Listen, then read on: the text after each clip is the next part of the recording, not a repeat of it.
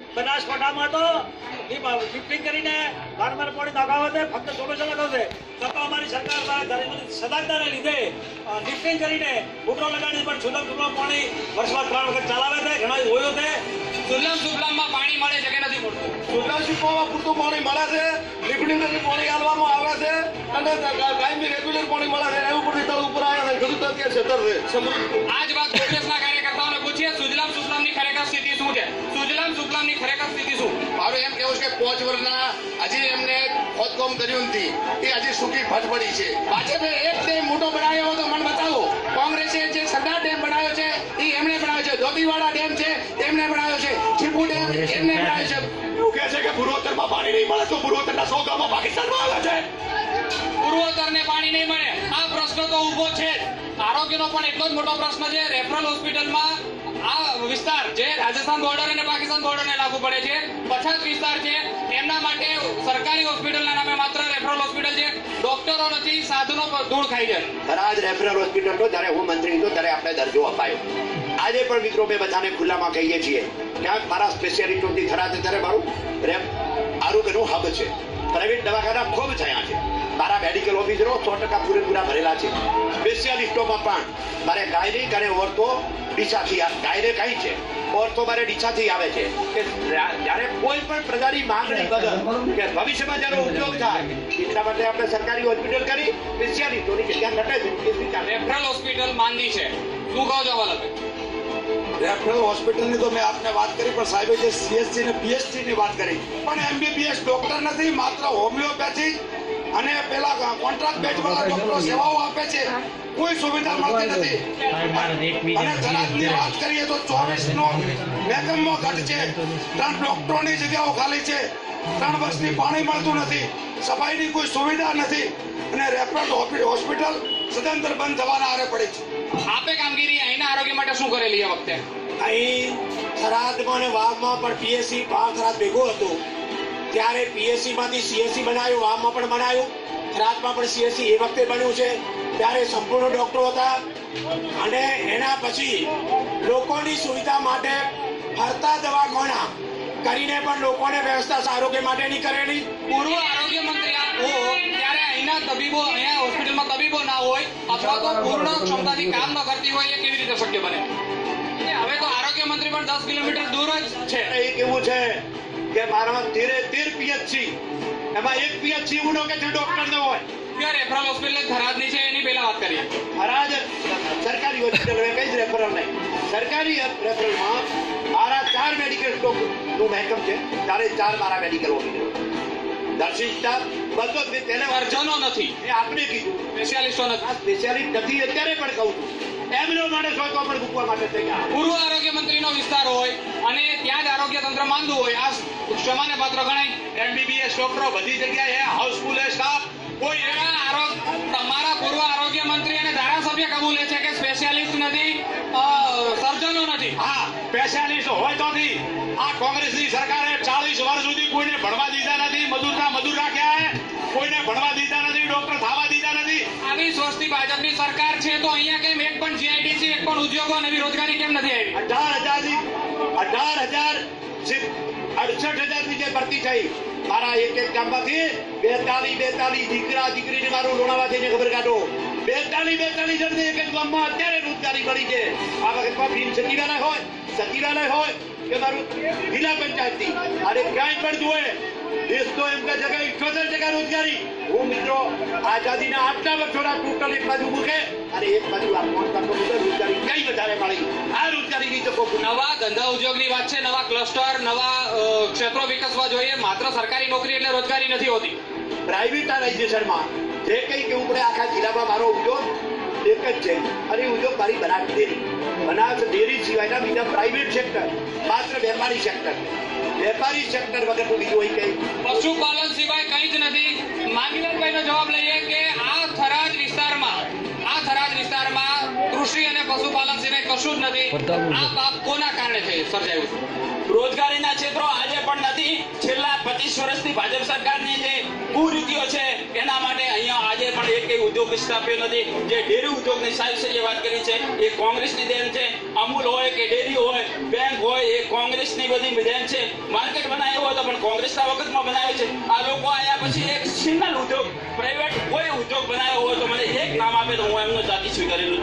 એક પણ રોજગારી આવે નથી. માન્ય ધારાસભ્ય છે, ભારતીય જનતા પાર્ટી 10 વર્ષથી ધારાસભ્ય છે.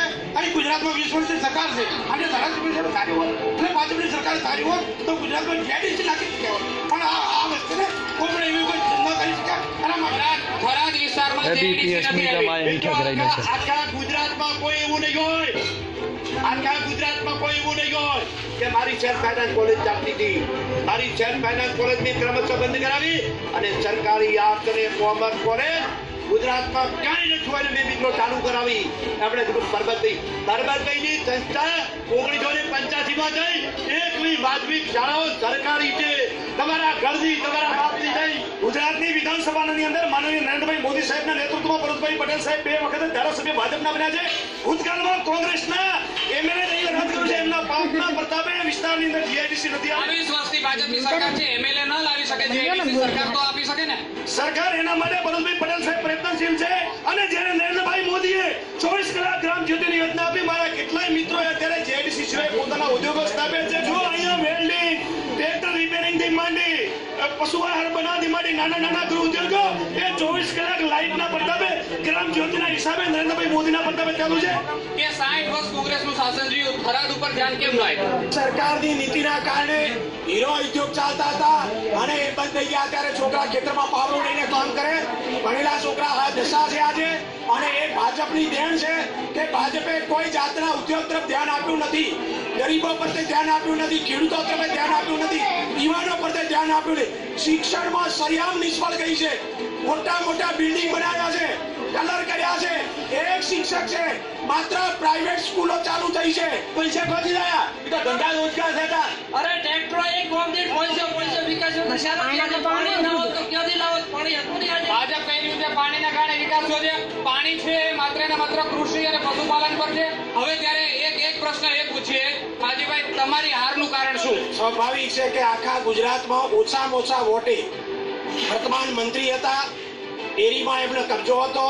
કેટલી જગ્યાએ લાલચો આપીને રાતોરાત ખોટી રીતે ચોરી કરીને લોકોને લલચાવીને અને હકીકતમાં બોલાવીને કર્યું. હવે એમને નહીં કરવા દઈએ અને લોકો પણ એમને ઓળખી ગયા છે કે જેટલા વાયદા ખોટા કર્યા હતા. આ આક્ષેપનો જવાબ પરબતભાઈ પાસેથી લઈએ. આ આક્ષેપમાં કેટલું થતું? મિત્રો હું કહું, મેં આજ સુધીની જિંદગીમાં કદી કોઈને વાયદો આપતો નથી. વાયદા આપનારા છે. અને કોઈ પણ કહે મારી ચૂંટણીમાં પણ વાયદો, અરે પ્રધાન જિંદગીમાં વાયદો ન હોય. કેમ હાર્યા કેમ જીત્યા પ્રજા જાણે. અને આગામી ખબરનું તારી પ્રજાએ નક્કી કરવાનું છે. મારા બોલવાથી કે એમના બોલવાથી નક્કી નથી દેવાનું. એક પણ આખા તાલુકાની પ્રજા મારા હમી આંગળી ન કરે. આપણે મારે કેવું છે, મારા રસ્તા કેવા છે એ આપ જઈ. એસટી બસો નથી પૂરતી સુવિધા. એસટી બસોમાં માત્ર મારા છોકરા માટે અમે એસટી બસો માંગવા હતા. હું ગામડામાં જઈને પૂછું કે કેમ બે હતા જીપડાથી હજુ બેઠા તો મારા આગેવાનને પેલો લઈને જાય. રોડ રસ્તાની વાત કરીએ તો અમારે ત્યાં ગત ચોમાસામાં જે પૂરની ભયાનક પરિસ્થિતિ થઈ હતી અને જે રસ્તાઓ તૂટ્યા હતા એ 1.5 વર્ષ થવા આવ્યું, હજી પૂરા થયા નથી. આ સરકારની સાહેબ આ કામગીરી છે. એમણે ખાલી એમનો વિકાસ કર્યો છે, પ્રજા માટે કોઈ નથી કર્યું. ખરેખર એસટી તો આ લોકોએ અત્યારે ભંગારવાડામાં મૂકી દીધી છે. અને રસ્તાની વાત કરું તો પરબતભાઈ સાહેબના આજુબાજુના ગામ છે ત્યાં રસ્તાની સગવડ પૂરી પાડી છે. અમારા બાજુના રસ્તા હજી પૂરવાળા પણ રિપેરિંગ થયા નથી, નવા રસ્તા પણ કોઈ આયા નથી. અને આખો વિસ્તાર છે 80% મતદાર વિભાગ.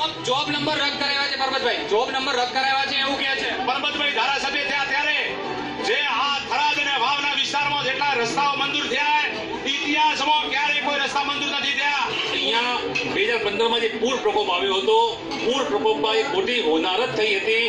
હજારો જે પશુ પક્ષીઓ નાશ પામ્યા હતા. મોટી હોનારતમાં ખાસું થોડું નુકસાન થયું હતું. આપણે એ પણ જણાવી દો કે અહીંયા પૂર કૌભાંડમાં કેટલાક રાજ્ય સેવકોની સંડોવણી બહાર આવી હતી. ફોજદારી કેસો પણ થયા છે. સમીક્ષા કરવી જોઈએ કે હવે પ્રી મોન્સૂન પ્લાન શું છે. ફરી જળ પ્રલય થાય તો એના માટે સરકારની તૈયારી શું? 2015માં આઝાદીના આટલા વર્ષોમાં પહેલી વખત જ્યારે પ્રલય થયો અને પ્રલયમાં જે કંઈ પાણી જ્યાં ભરાણા હતા આ સુધીના ઇતિહાસમાં કોઈ ના આપ્યો એટલી સરકારે રાહત આપી. ક્યાંય પણ પાણી આવે ત્યારે તકલીફ ન થાય એનું બધું જ આગોતરું આયોજન ફ્લડને ધ્યાનમાં રાખીને જ્યાં તો નાળા મૂકવા વાળી વાત, તળાવો કરવા વાળી વાત, આ બધું જ મિત્રો કર્યું છે. આજે ગમે એટલું વરસાદ આવે તો પણ મિત્રો ક્યાંય કોઈ પણ પ્રકારની તકલીફ ન પડે. સહાય કરોડો રૂપિયાની ચૂકવણી એક પણ નહીં, બિલકુલ. જે કોંગ્રેસ પાસેથી જવાબ લે. માજીભાઈ, ખરેખર શું સ્થિતિ છે? પાણી કાઢી દે શક્યા અને ટોટલ પાણીમાં લોકો તણાઈ ગયા, ઘર તણાઈ ગયા, ખેતર સાફ થઈ ગયા. ભાજપના મળતિયા એજન્ટોએ પૈસા લઈને જેને નુકસાન નથી થયું એને જ પૈસા આપ્યા છે. ખરેખર જેને નુકસાન થયું એને પૈસા મળ્યા નથી. અમારા ગામની અંદર 32 ફૂટ સુધી પાણી ભરાઈ ગયું હતું. હવે એની અંદર અમારા પશુઓ પાણીની અંદર મૃત્યુ પામ્યા હતા અને સરકારે કીધું કે તમે એનું પોસ્ટમોર્ટમ કરો. 6 મહિના સુધી આ પાણી ભરાઈ રહેલું. અમારે પોસ્ટમોર્ટમ કેવી રીતે કરવું? એક પણ જે મરેલું પશુ છે એની સહાય અમને નથી મળી. અમારે બેડી લઈ અને કોકની ઘરે દૂધ માટે ભીખ માંગવા માટે જવું પડે. હવે બંને પાર્ટીને એક પ્રશ્ન. આગામી ચૂંટણીમાં તમારો ધારાસભ્ય ચૂંટાય તો મોસ્ટ પ્રાયોરિટીના 3 કામ ક્યાં રહેશે? માત્ર ને માત્ર જે વિસ્તાર સિંચાઈથી બાકી રહ્યો છે એ વિસ્તારને સિંચાઈના પાણીની સુવિધા, મુખ્યમંત્રી ગ્રામ સડક યોજના અંતર્ગત જે રસ્તાઓ આપવાના છે એક, અને ત્રીજું આ વિસ્તારના યુવાનોને રોજગારી મળે. આ 3 જ અમારી પ્રાયોરિટી. આ જ પ્રશ્ન કોંગ્રેસને કે આગામી વિધાનસભાની ચૂંટણીમાં તમારા ઉમેદવાર ચૂંટાય તો મુખ્ય પ્રાયોરિટીના 3 કામ ક્યાં રહેશે? સિંચાઈનું પાણી આપીશું, શિક્ષણ જે ખોંદિત કામ છે એને મટાડીશું, આરોગ્યની સેવા સુધારીશું અને લોકોને એસટીની સેવા સુધારી. અમારો રોજગારીનો મુખ્ય મુદ્દો રહેશે અને પહેલો જ અમે થરાદ ખાતે CIDC મંજૂર કરી અને બેરોજગારોને રોજગારી આપીશું. રોડ, રસ્તા, પાણી, આરોગ્ય, વીજળી. ભાજપ દાવો કરી રહ્યો છે બધું મળ્યું છે, કોંગ્રેસ દાવો કરે છે કશું નથી મળ્યું, પરંતુ પ્રજા બધું જ જાણે છે. આવનારી ચૂંટણીમાં પ્રજા આનો જવાબ આપશે. તો દર્શક મિત્રો, આ હતી થરાદની સુહાની ચૂંટણી સભા. આવનારી ચૂંટણીમાં